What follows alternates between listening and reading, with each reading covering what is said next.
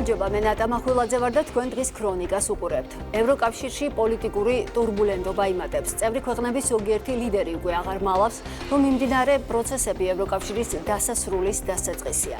უნგრეთის პრემიერის თქმით, ევროკავშირი დაშლის ფაზაშია შესული და ამიტომ ევროპულ საზოგადოებას ევროკავშირის რეორგანიზაცია სთავაზობს. წინააღმდეგ შემთხვევაში გაერთიანებას დაშლა ემუქრება. ვიქტორ ორბანის მოსაზრებებს იზიარებენ სახელისუფლებო პარტიაში. მმართველი გუნდი ღირებულებებს აცდენილ ევროკავშირზე დიდი ხანია საუბრობს. ამის კონკრეტული დადასტურება კი ოფიციალური თბილისისთვის ამჯერად ევროკომისიის მიერ მომზადებული ყოველწლიური ანგარიშია. ვიზებით შანტაჟი საქართველოს წინააღმდეგ. საერთაშორისო სიწოლის მიზეზი კი საქართველოს მიერ ეროვნული ინტერესების დაცვა. პოლიტიკურ საკითხებს დღეს ჩვენს ეთერში რეგიონული პოლიტიკისა და თვითმმართველობის საპარლამენტო კომიტეტის თავმჯდომარის პირველ მოადგილესთან ზვიად შალამბერიძესთან და პარტია ხალხის ძალის საერთაშორისო ურთიერთობების მდივანთან ეკა სეფაშვილთან ერთად განვიხილავთ. მივესალმებით ჩვენს პირველ სტუმარს, ზვიად შალამბერიძე გვერდება პირდაპირ ეთერში. ძალიან დიდი მადლობა ბატონ ზვიად, რომ მონაწილეობთ ჩვენს გადაცემაში. მოკლედ, ევროკომისიის მიერ გამოქვეყნებულ ანგარიშში წერია, რომ უკიდურეს შემთხვევაში საქართველოს შესაძლოა სრულად დაკარგოს ვიზა ლიბერალიზაცია და გადავიდეს ევროკავშირის იმ ქვეყნების სიაში, რომელთა მოქალაქეებსაც შენგენის ზონაში შესასვლელად ვიზა სჭირდებათ. ამ მწვავე გზავნილის მიზანი, როგორ ფიქრობთ, რა არის? დადეს თუ არა ბოლო ფსონი ევრობიუროკრატებმა ამჯერად უკვე ხალხზე და არა ოპოზიციაზე? მოგესალმებით ნატა, მივესალმებით მაყურებელს. ნახეთ, ვიზა ლიბერალიზაცია ზოგადად იყო სამართლებრივი და ტექნიკური მექანიზმი, რომელსაც ამ შემთხვევაში ევროკავშირი გასცემდა სხვადასხვა ქვეყნების მიმართ, საქართველოზე რომ ვისაუბროთ ახლა კონკრეტულად, როდესაც ასოცირების ხელშეკრულებით ნაკისრი ვალდებულების გარკვეული საფეხური იქნებოდა გადადგმული და გარკვეული ვალდებულებები იქნებოდა შესრულებული. ის არასდროს არ ყოფილა პოლიტიკური მექანიზმი და პოლიტიკური შანტაჟის მექანიზმი, ისე როგორც დღევანდელ დღეს არის და სწორედ ამიტომ იყო, რომ ვიზა ლიბერალიზაციის შეჩერების მექანიზმი, რაც იყო წინა პერიოდში ევროკავშირში, იყო ძალიან ისეთი მკაცრი და სადაც იყო საჭირო, რომ 100%-იანი, ესე ვთქვათ, თანხმობა ყოფილიყო ყველა ევროკავშირის ქვეყნის ლიდერისა იმისთვის, რომ ამა თუ იმ ქვეყნისთვის ვიზა ლიბერალიზაცია შეეჩერებინათ და ის მიზეზები, რომლებიც იყო ჩადებული, აი დაუშვათ მიგრაციის მიმართულებით ან სამართლებრივი დარღვევების და სხვა იქნებოდა ცალსახად აპრიორი ხარდაჭერილი ყველა ევროკავშირის წევრი სახელმწიფოს მხრიდან. მაგრამ ჩვენ დავინახეთ, რომ როგორც კი ევროკავშირმა დაიწყო ამ ბერკეტის პოლიტიკური შანტაჟის იარაღად გადაქცევა, გამოჩნდნენ ისეთი ქვეყნები, რომლებიც ამის წინააღმდეგნი წავიდნენ, ხო? და არა ერთი და ორი. ჩვენ ნახეთ მთელი წლის განმავლობაში თუ როგორი ტურბულენტური გარემო ახლდა ყველა განხილვას, როდესაც ესე იკრიბებოდნენ ლიდერები და როდესაც და ჩვენ პირველად არ გაგვიგია ეს და პირველად არ მიუღია რეზოლუცია ევროკავშირსაც, მათ შორის საქართველოს მიმართაც იყო გარკვეული რეზოლუციები, სადაც ყოველთვის იყო მითითებული, რომ ვიზა ლიბერალიზაცია შეექმნება საფრთხე, ასე შემდეგ და ასე შემდეგ და დღესაც ფაქტობრივად ჩვენ იგივე მივიდეთ, რომ კლასიკური შანტაჟის ამ შემთხვევაში მსხვერპლი ხდება საქართველო. პოლიტიკური შანტაჟის. ჩვენ ძალიან სწორი ნაბიჯი გადავდით ჩარშან, როდესაც ყველაზე მთავარი პოლიტიკური შანტაჟის ინსტრუმენტზე, ამ შემთხვევაში ვთქვით, უარი, რომელიც იყო გაიხსნებოდა თუ არა საქართველოს მოლაპარაკებები და განაცხადა მკაფიოდ საქართველოს, რომ საქართველოს აგრძელებს ევროკავშირისკენ მიმავალ გზაზე სვლას, მაგრამ იმ შემთხვევაში, როდესაც 2028 წლისთვის იქნება სრულად მომზადებული და სრულად იქნება და ყველაზე მეტად იქნება მომზადებული იმ სხვა კანდიდატ ქვეყნებთან შედარებით, მაშინ გააკეთებს განაცხადს და მაშინ გადადგავს იმ ნაბიჯს, რომელსაც მოლაპარაკებების გახსნა ქვია. და მანამდე ჩვენ თქვით უარი იმ შანტაჟზე, რა შანტაჟიც ახლდა სწორედ მოლაპარაკებების გახსნას, ისევე როგორც გვახსოვს ჩვენ 2021 წლიდან კანდიდატის სტატუსზეც კი როგორი შანტაჟი ხდებოდა და მთელი წლების განმავლობაში იმ პერიოდში ძალიან კარგად გვახსოვს, რომ კანდიდატის სტატუსით ხდებოდა ჩვენი დაშანტაჟება, მერე დაიწყო ეხლა მოლაპარაკების და ეხლა როდესაც ერთადერთი ბერკეტი შერჩათ ამ შემთხვევაში ვიზა ლიბერალიზაციის გაუქმება, ამ ბერკეტის გამოყენებასაც ფიქრობენ. როგორ ფიქრობთ, წავა ვაბანკზე ოფიციალური ბრიუსელი ამ კუთხით?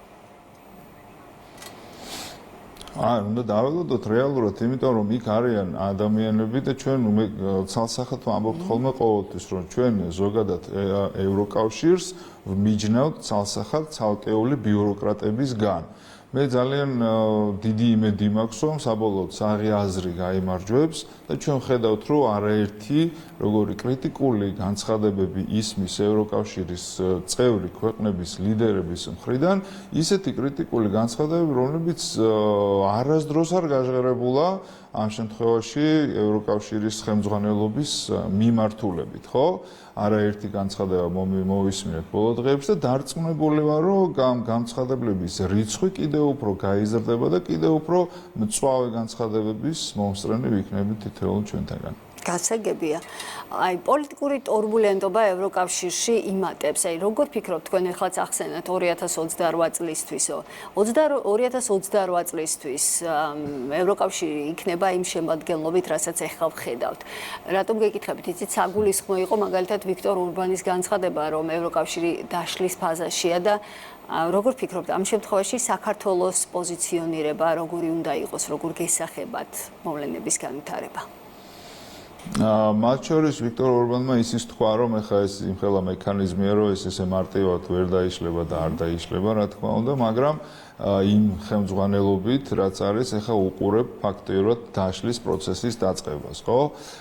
მე შორს ვარ, რა თქმა უნდა, იმ აზრისგან, რომ 2028-ში ევროკავშირი დაიშლება და არც უნდა დაიშალოს, იმიტომ რომ ეს თავიდანვე იყო ესეთი სტრუქტურა შექმნილი, რომელიც აბსოლუტურად განსხვავებულ ღირებულებებზე იყო დაყრდნობილი, ვიდრე დღევანდელ დღეს ჩვენ ხედავთ და არა მარტო ჩვენ ქვეყნები, რომლებიც ამ შემთხვევაში არ ვართ ევროკავშირის წევრები, არამედ თვითონ ევროკავშირის წევრი ქვეყნები ამბობენ ამას, ხო? ამ შემთხვევაში ორბანის განცხადებას გულისხმობ, რომელმაც ცალსახად განაცხადა და მაგალითებიც მოიყვანა, ხო? ეს არის სტრუქტურა, როდესაც ევროსაბჭო იღებს რაღაც გადაწყვეტილებას, რომელსაც არ ითვალისწინებს ევროპარლამენტი, ევროპარლამენტი იღებს გადაწყვეტილებას, რომელსაც პატივს არცემს ევროსაბჭო, ევროსაბჭო იღებს გადაწყვეტილებას, რომელსაც ესე ვთქვათ, ქვეყნები მიუღებლად მიიჩნევენ თავიანთ შიდა პოლიტიკაში ჩარევის თვალსაზრისით და ფაქტიურად გამოდის, რომ ის ერთიანობა და ერთობა, რაც ათეულობით წლების განმავლობაში ევროკავშირში სუფევდა,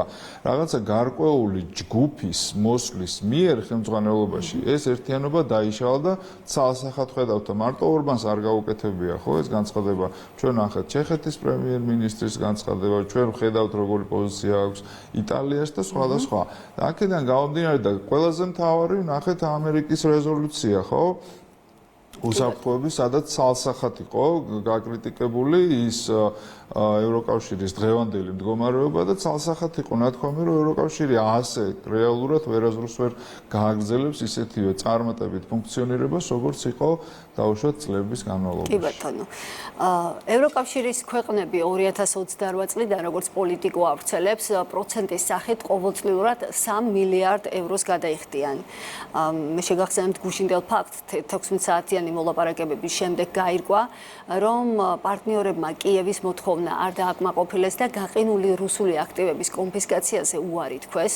უთანხმოების საგანი გახდა ასევე უკრაინის ფინანსური მხარდაჭერის სქემაც, როგორც ვიცით, 27-დან 24 ქვეყანამ კიევისთვის 90 მილიარდი ევროს ოდენობის საერთო ვალის აღებაზე უარი განაცხადა. ის სამიტის დასრულების შემდეგ ასევე გაირკვა, რომ ბუდაპეშტი, პრაღა და ბრატისლავა საერთო ბიუჯეტიდან გაცემულ სესხზე პასუხისმგებლობას არ გაიზიარებენ. ეს ხომ არ გამოიწვევს მეტ დაძაბულობას ევროკავშირში. იცით, რატომ გეკითხებით, ზოგიერთი ექსპერტი საუბრობს, რომ შესაძლოა ამან ომიც კი გამოიწვიოს. ნუ არა, ხა ომთლათ ომამდე ის არ მე დარწმუნებული ვარ ამაში, მაგრამ რა თქმა უნდა, ხა ჩვენ ზუსტად ცოტა ხნის წინათ ვახსენე, რომ რეალურად ის ერთსულოვნება ევროკავშირის წევრ ქვეყნებს შორის, რაც იყო მთელი წლების განმავლობაში, აღარ არის, ხო? რეალურად არის, რა თქმა უნდა, ხა არც უნდა იყოს ყველაფერზე ერთსულოვნება, მაგრამ აი ესეთი კრიტიკული განსხვავება პოზიციებს შორის არ ყოფილა არასდროს ისტორიის განმავლობაში და დღეს ძალიან კარგია ეს, იმიტომ რომ ნამდვილად ეს სამი ქვეყანა, რომელმაც უარი თქვა ამ ყველაფერზე, რა თქმა უნდა, არგუმენტირებულადაც ამბობენ ამ თავიანთ გადაწყვეტილებას და არა თუ 2028 წელს 3 მილიარდი, 2027-ში უკვე დაახლოებით 1 მილიარდის გადახდა უკვე მოუწევს ევროკავშირს. აქედან გამომდინარე, ეს არის ის ცესხი და ამას ამბობს ეს სამი ქვეყნის ლიდერი, რომელსაც ვერასდროს უკრაინა ვერ გაისტუმრებს. და რეალურად მოუწევს ევროკავშირს გადახდა ეს ხარკივით ყოველ წელიწად 3 მილიარდის და ის დანარჩენი 90 მილიარდის რა თქმა უნდა დასაბრუნებელი იქნება, ხო? მაგრამ დარწმუნებული ვარ გავაძლევი და ისევ ევროკავშირს დააწვება ის თანხები არა მარტო ეს 90 მილიარდი, არამედ რაც აქამდე იყო გაცემული, ჩვენ ძალიან კარგად ვიცით, თუ რამდენი მილიარდი იქნა ევროკავშირიდან ასე ვთქვათ გამოყოფილი უკრაინის მიმართ, მაგრამ ისიც კარგად ვიცით, რომ რეალურად ევროკავშირი ვერ აწევს მარტო უკრაინის ომს და ის დიდი კონტრიბუტორი ამ შემთხვევაში ფინანსური, რომელიც იყო ამერიკის შეერთებული შტატები, ჩვენ ძალიან კარგად ვნახეთ რუბიოს განცხადება, რომ ეს არ არის ამერიკის ომი.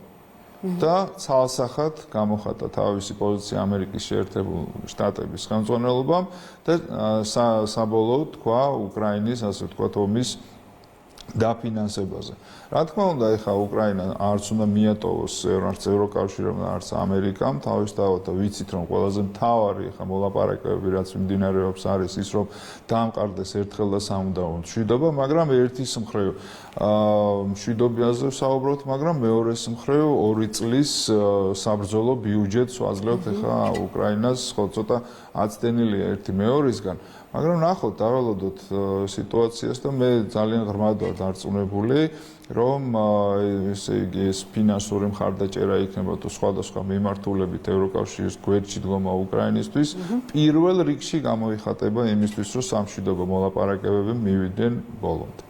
საერთაშორისო საკითხები რომ დავასრულოთ, აი სანქციების შანტაჟი არ არის ახალი საკითხი. ბრიტანულ სანქციებზე კეთდება სულ უფრო მეტი აქცენტი, თუმცა აქ არის ერთი დეტალი, მაგალითად ლის ტრასი დღეს აცხადებს, რომ ევროპის უმეტეს ნაწილს მართავს დავოსის ისტაბლიშმენტი, რომელიც მიზანმიმართულად ანადგურებს საკუთარ ეკონომიკებსა და საზოგადოებებს ეკოლოგიურ საკითხებზე აქცენტირებით. აი მასობრივი მიგრაცია და ისლამისტებთან ქედის მოხრა იყო ერთ-ერთი მთავარი აქცენტი მის გამოსვლაში. მისი თქმით, ასევე ამჟამად ბრიტანეთს ხავს პრემიერ-მინისტრი, რომელსაც სძულს საკუთარი ქვეყანა, მე მის სიტყვებს ციტირებ და ცდილობს ევროკავშირში დაბრუნებას, სადაც ბიუროკრატებს ბრიტანეთი ფულს გადაუხდის, ისინი კი უკარნახებენ როგორ იცხოვრონ. რა პროცესთან გვაქვს საქმე? დიახ, ნახეთ, მე ერთ რაღაცას დავარქმევდი ალბათ გამოღვიძების პროცესთან იმ ქვეყნების ლიდერების ან ექს-ლიდერების ამ შემთხვევაში, რომლებიც ხედავენ, რომ რეალურად მათი ქვეყნები სწორი მიმართულებით არ ვითარდება, ხო? ეხლა ის ფრაზაც, რომ დაუშვათ ახლანდელ პრემიერ-მინისტრს ბრიტანეთის სძულს და უყვარს ევროკავშირი, ეს დამერწმუნეთ, რომ ნამდვილად არ არის ჰაერიდან მოტანილი, ხო? როდესაც ეხა მით უმეტეს ლის ტრასი, რომელიც პრემიერ-მინისტრი იყო, ხო, და რაღაც გარკვეულ რესურსებთან, საინფორმაციო რესურსებთან და ინფორმაციასთან მას ჰქონდა და ეხლაც დარწმუნებული ვარ, აქვს ძალიან ესეთი კავშირი, ცალსახად უნდა დავეყნოთ ესეთი ტიპის ფრაზებს და მე ჩვენი ანალიზი გავაკეთოთ აქედან, იმიტომ რომ რეალურად ჩვენ არაერთხელ გვითქვამს, რომ ევრობიუროკრატია ეხა იმართება რაღაც გარკვეული ძალების მიერ, რომლებიც რაღაცა გარკვეული მიმართულებით, პირდაპირ გაგებით, ნეგატიური მიმართულებით მიაქანებენ ევროკავშირს, ხო? და ამ შემთხვევაში ეს ერთიანად მათ შორის ბრიტანეთიც არ აქვს მნიშვნელობა, ეხლა ის არის წევრი თუ არ არის, ყოველ შემთხვევაში არის ქვეყანა, რომელიც ევროპაში განსაზღვრავს მთლიანი კონტინენტის პოლიტიკას, ხო? აქედან გამომდინარე, საერთოდ არ არის გამორიცხული, რომ იგივე ძალები, რომლებიც ესე ბუდობენ ევროკავშირის აი ამ establishment-ში, იგივე ძალები მართავდნენ ამ შემთხვევაში ბრიტანეთსაც და საერთოდ ერთიანი პოზიციიდან იმართებოდეს, ხო? მაგრამ მე ასევე ხაზი მინდა გაუსვა იმას, რომ რაც მე არ მომისმენია, ალბათ იმედი არ ვცდები, არც ბრიტანეთის მხრიდან და არც ამერიკის მხრიდან სხვათა შორის საქართველოს თვის ვიზა ლიბერალიზაციის შეჩერებაზე განცხადება არ გვინახავს, ხო? და ეს, რა თქმა უნდა, მისასალმებელია და ეს კიდევ ერთხელ უსვამს ხაზს იმას, რომ არა მარტო ესეთი ქვეყნები, ძლიერი ქვეყნები მოვიყვანე, ხო? მაგალითად, არამედ თვითონ ევროკავშირშიც კი არიან ქვეყნები, რომლებიც არ ეთანხმებიან ვიზა ლიბერალიზაციას. ეს პირველ კითხვას დაუბრუნდი, მაგრამ ეს არის. კი ბატონო, აი და აქედან გამომდინარე, დიახ. დაასრულეთ და შემდეგ გკითხავთ.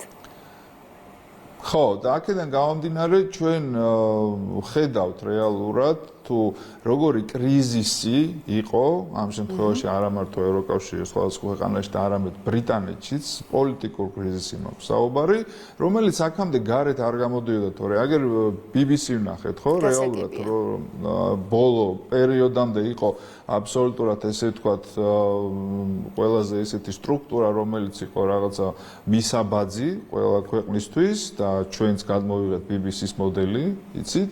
და შესაბამისად უცბად ჩამოიქცა, აი უცბად რამოდენიმე დღეში ჩამოიქცა ეს მათი ესე ვთქვათ დემოკრატიულობის ხარისხი, როდესაც ტრამპი ცალკე განცხადებით გამოვიდა, ჩვენც აგერ სარჩელს ვამზადებთ და აგერ ლის ტრასმა რაც თქვა, კიდე საერთოდ ბოლო მოუღო BBC-ს და აქედან გამომდინარე ხედავთ თუ როგორი კრიზისია არა მარტო ევროკავშირში, არამედ თვითონ ბრიტანეთში.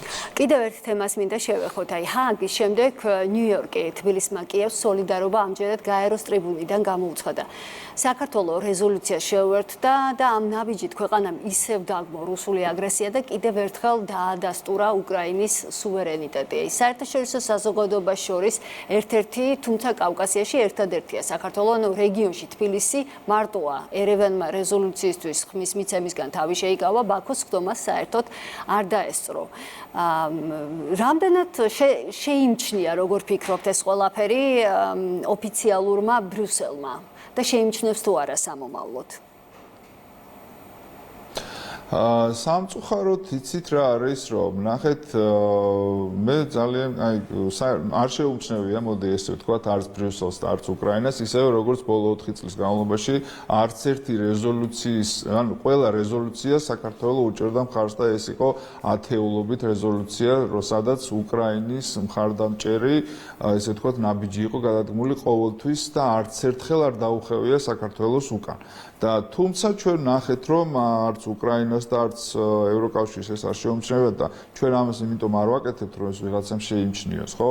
ჩვენ ვღევართ სიმართლის მხარეს და შესაბამისად რამდენი რეზოლუციაც არ უნდა იყოს მომავალშიც, რა თქმა უნდა, საქართველოს იგივე პოზიციას დაიჭერს რა პოზიციაც ეჭირა აქამდე და შესაბამისად ფიქრობ, რომ ის პოზიციები, რომელსაც ახლა ამ შემთხვევაში ბრიუსელი იჭერს, ეს პირველი არ არის, იმიტომ რომ რეალურად გვედავებიან ერთის მხრივ იმაში, რომ დაუშვათ ახლა ხო, რაც რეზოლუცია გამოქვეყნა, რომ დაუშვათ სასამართლოს მიმართულებით უკან დახევა ადამიანის უფლებების თვალსაზრისით, კორუფცია, ანტიკორუფციული საბჭოს მიმართულებით და ასე შემდეგ, ხო?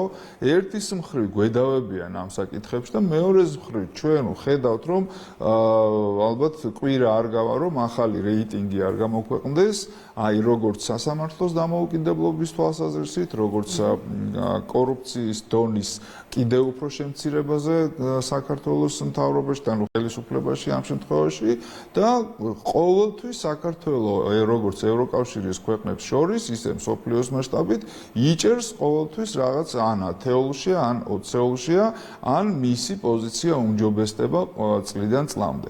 შესაბამისად, ახლა ჩვენ ნამდვილად არ გვიკვირს ის, რომ ვიღაცა რაღაცას არ იმჩნევს, ხო? ჩვენ ვამტკიცებთ ჩვენს წარმატებას იმ ფაქტებით, რა ფაქტებსაც ამ შემთხვევაში გარკვეული საერთაშორისო ორგანიზაციები აღიარებენ და ვინც ფაქტებს არ აღიარებს, იმას კი ვხედავთ აგერ.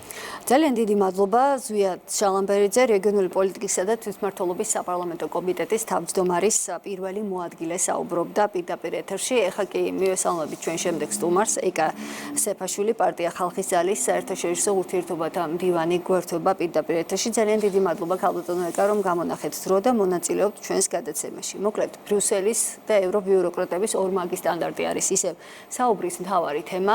საქართველოსთან უვიზო მიმოსვლის შეჩერებასთან დაკავშირებით ევროკომისიის ანგარიში გამოქვეყნდა, კი ვნახეთ, გამოხმეურებები მოყვა ამას უკვე მართველი გუნდის მხრიდან, რომ მანთვის ანტიდემოკრატიულ გზაზე, ციტირებ, მდგარი ბრიუსელისგან ახალი და მოულოდნელი ეს ყველაფერი არ ყოფილა. თქვენი გადმოსახედიდან ეს საერთაშორისო ზეწოლა, რაც ვიზებით შანტაჟს უკავშირდება, რამდენად ეფექტური იარაღია ევრობიუროკრატების ხელში. ეხლა ბატონი ზვიადიც საუბრობდა, რომ არ არის აზრთა თანხვედრა თავად ევროკავშირის წევრ ქვეყნებში. როგორ ფიქრებთ, რამდენად გამოიღებს შედეგს ეს ყველაფერი? მოგესალმები ნატა, მივესალმები ჩვენს ტელემაყურებელს. შედეგს რამდენად გამოიღებს, ანუ ჩვენ უნდა მივუდგეთ აქ ორი მხრიდან. შედეგს ვისთვის, ქართველი ხალხისთვის თუ შედეგს ევრობიუროკრატებისათვის. ევრობიუროკრატებისათვის არავითარი შედეგის მომტანი არ იქნება ეს შანტაჟი, იმიტომ რომ ამ შანტაჟმა უკვე დაკარგა თავის ძალა და აღარავით არ გავლენას არ ახდენს საქართველოს მოსახლეობაზე, ამით დაშინება, ასე რომ არავითარი შედეგის მომტანი არ იქნება, ხოლო რაც შეეხება ქართველი ხალხისათვის, ის შედეგის მომტანი იქნება იმ თვალსაზრისით, რომ ჩვენ რა თქმა უნდა არ გავიწევთ იმ კანონებს, რომლის გაწევასაც გთხოვს ევროკავშირი ამ ანგარიშითაც, ანუ ამ ანგარიშში, როდესაც მიუთითებენ ამ ორ კანონზე, საუბარი არის გამჭირვალობის კანონზე და ოჯახური ღირებულებების დაცვის კანონზე, ფაქტობრივად ეს ორი კანონი არის თითქმის ყველა ბოლოდროინდელ ევროკავშირის დოკუმენტში, სადაც ისინი მიგვითითებენ რაღაც ვითომ და გარკვეული სახის ჩამორჩენებზე. და რეალურად ეს არის ფაქტობრივად გვეუბნებიან ამას, რომ თუ შეიძლება აღარ იყოს გამჭირვალე ჩვენს მიერ გადმორიცხული ფული, ნება მოგვეცით, რომ ფარულად ისე რომ ვერ გაიგოთ, დავამხოთ ძალადობრივი მეთოდებით თქვენი არსებული ლეგიტიმური ხელისუფლება. ფაქტობრივად ამას გვეუბნებიან ერთი და მეორე გვეუბნებიან, რომ ნება მოგვეცით ვიმოქმედოთ თქვენი ბავშვების არასრულწლოვანების ფსიქოლოგიაზე, რათა მოვაქციოთ ისინი ჩვენი გავლენის ქვეშ თავისუფლად. აი ფაქტობრივად ამას გვეუბნებიან. ამას რა თქმა უნდა არ დავთმობთ. არ დავთმობთ მარტო იმიტომ კი არ აქ საკითხი შეეხება გამჭირვალობას ან ჩვენი ახალგაზრდებისათვის ასეთი ღირებულებების პროპაგანდას. არა, ეს უფრო შორს მიმავალი მზაკრული გეგმაა. აი ეს ჭირდებათ იმისათვის, რომ საბოლოოდ ჯამში საქართველოს ჩართონ ომში. ომის საფრთხე ჯერ კიდევ ძლიერია. ახლა დღეს ჩვენ ამ ბოლო პერიოდში უკვე რამდენი ხანია თვალყურს ვადევნეთ უკრაინასა და ამერიკის შეერთებული შტატების ჩართულობით, რუსეთის ჩართულობით სამშვიდობო მოლაპარაკებებს, რომელიც ძალიან ნელა მიიწევს წინ. ფაქტობრივად ერთ ადგილს ტკეპნიან და ვერავით არის ასე ვთქვათ ხელშესახების შედეგი ჯერჯერობით არ არის და ეხლა თქვენ წარმოიდგინეთ ის ადამიანები, აი ეს გლობალური ძალები, რომელსაც ჩვენ ხატოვნად გლობალური ომის პარტიას უწოდებთ, რომლის ინტერესებშიც არის ომის გაგრძელება, იმიტომ რომ მათ აქვთ თავიანთი მთელი უმსხვილესი ინდუსტრია, რომ ეს ყველაფერი გააგრძელონ. აი მათ ინტერესებში როგორ ფიქრობთ, ხომ ნამდვილად შედის, რომ კიდევ ერთი ახალი კონფლიქტის კერა გაჩაღდეს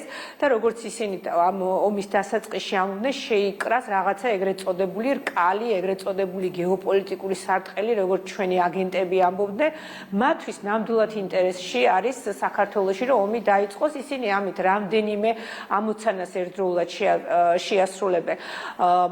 ერთი ეს რომ აქაც ახალი კერა წარმოიქმნება კონფლიქტის და მეორე ის რომ ისინი შეეცდებიან გავლენა მოიპოვონ იმ სატრანზიტო გზაზე, რომელიც საქართველოს ტერიტორიაზე გადის. ეს არ არის პატარა რესურსი, აი ამ გლობალური გადანაწილების ჩარჩოებში ნამდვილად აღმოსავლეთ ქვეყნებთან კონტაქტის თვალსაზრისით ეს მომავალი ეკონომიკური განვითარებისათვის ძალიან მნიშვნელოვანია.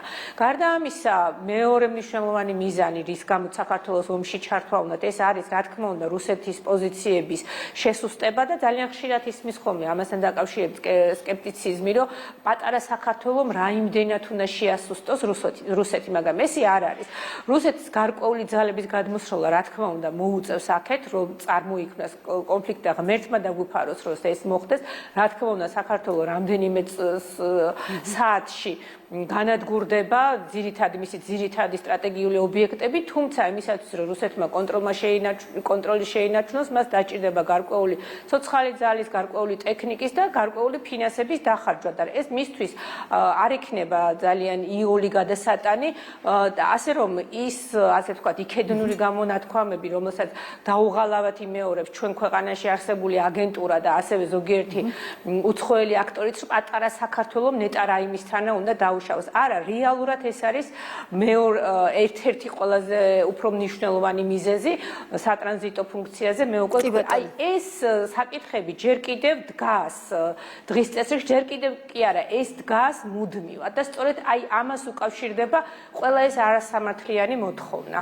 კი ბატონო, თუმცა ხელის გადაგრეხვის პრინციპი ისევ გრძელდება მიუხედავად იმისა, რომ საქართველოს ხელისუფლებას დეკლარირებული აქვს, რომ საქართველოს სუვერენული უფლებების ხარჯზე ისინი არ დათმობენ არაფერს. ამ შემთხვევაში ოფიციალური თბილისის პოზიციონირება როგორი უნდა იყოს? გასაგებია, რომ დეკლარირებული გვაქვს, რომ სუვერენიტეტის ხარჯზე არ დათმობს ქვეყანა არაფერს, თუმცა ამავე დროს ზეწოლად საკმაოდ დიდია. ამ შემთხვევაში აი როგორ შეიძლება მოგვარდეს სიტუაცია, მოვლენების როგორ განვითარებას ელოდებით, შერბილდება თუ არა რაიმე სახით ტონი, თუმცა ამ რეზოლუცია უკაცრავად ამ გამოქვეყნებულ ანგარიშს თუ დავეყრდნობით, ეს ერთგვარად პირდაპირ შანტაჟია უკვე და სავარაუდოდ ვა-ბანკზე შეიძლება წავიდეს ოფიციალური ბრიუსელი. იცით რა, რეალურად რომ დაუკვირდეთ, ეს საქმე ეხება მხოლოდ სუვერენიტეტს არ ეხება საქმე. აქ საქმე გაცილებით მნიშვნელოვანია. საქმე ეხება მშვიდობას. საქმე ეხება ჩვენი მოქალაქეების სიცოცხლეს და ჯანმრთელობას. ეს არის ძალიან მნიშვნელოვანი და გაცილებით მეტია და გაცილებით დიდია სუვერენიტეტი. სუვერენიტეტი რა თქმა უნდა გვჭირდება და სწორედ იმიტომ გვინდა რომ დავიცვათ სწორედ მშვიდობა და უსაფრთხოება. ანუ მარტო სუვერენიტეტზე არ არის საუბარი. აქ საუბარი უპირველეს რიგში არის უსაფრთხოებაზე და მშვიდობაზე. აი ეს დევს სასწორის სპინაზე და იქ რაც არ უნდა ხელის გადაგრეხვის პოლიტიკა იყოს, რაც არ უნდა შანტაჟი იყოს, რაც არ უნდა თითი გვიქნიო, რა თქმა უნდა ჩვენ არ დავთხოვთ ამას არავითარ შემთხვევაში. და მე ვფიქრობ რომ ევროკავშირის აი ეს უკვე აშკარა ღია, მუქარა და ესეთი უხეში ტონი გამოწვეულია იმით, რომ ისინი კარგად ხვდებიან, რომ არ მოქმედებს ჩვენზე ეს მუქარა, ეს შანტაჟი და ასე შემდეგ და მაგრამ მე ამასთანავე დიდი იმედი მაქვს, რომ თვითონ ევროკავშირის შიგნით ამასთან დაკავშირებით ვერ მოხერხდება კონსენსუსის მიღწევა, იმიტომ რომ თვითონ ევროკავშირშიც კი ქვეყნები ძალიან არაერთგვაროვანი განწყობის არიან, როდესაც რამდენიმე თვის წინ იყო საქართველოსთან დაკავშირებით უვიზოს შეჩერების საკითხი დღის წესრიგში დაყენებული, მაშინ მარტო უნგრეთი არ იყო საქართველოს მომხრე, იქ გაცილებით მეტი ქვეყანა იყო, თუმცა ღიად საჯაროდ ამ პოზიციის დაფიქსირებისაგან თავს იკავებენ და ეს აბსოლუტურად მესმის. მთავარია რომ მათ აქვთ განსხვავებული პოზიცია. და მეორე მნიშვნელოვანი მომენტი რაც არის კიდევ რომ თვითონ უკვე ევროკავშირის ცალკეულ წევრ ქვეყნებს ძალიან მნიშვნელოვანი პრობლემები შეექმნათ თვითონ ქვეყნის შიგნით. ახლა მაგალითად გამოვიდა მაკრონი და ამბობს რომ ისინი ვერ მიიღებენ ისეთ პოლიტიკას, რომელიც მათი ქვეყნის ინტერესებს და მათი ქვეყნის მოსახლეობის ჯანმრთელობას ეხება. ორბანის განცხადებები ყველა მოვისმინეთ უკვე აშკარად ღია დაპირისპირებაზე გადადის და პირდაპირ მიუთითებს იმაზე, რასაც ჩვენ ამდენი ხანია ვსაუბრობთ, რომ ღირებულებითი კრიზისი აქვს ევროპას და ეს თუ არ დაძლია, მისი კრახი და მისი დაშლა გარდაუვალია. რამდენად რეალისტურია მაგალითად ევროკავშირის დაშლა იმ რეალობიდან გამომდინარე, რაც დღეს მსოფლიოში ხდება?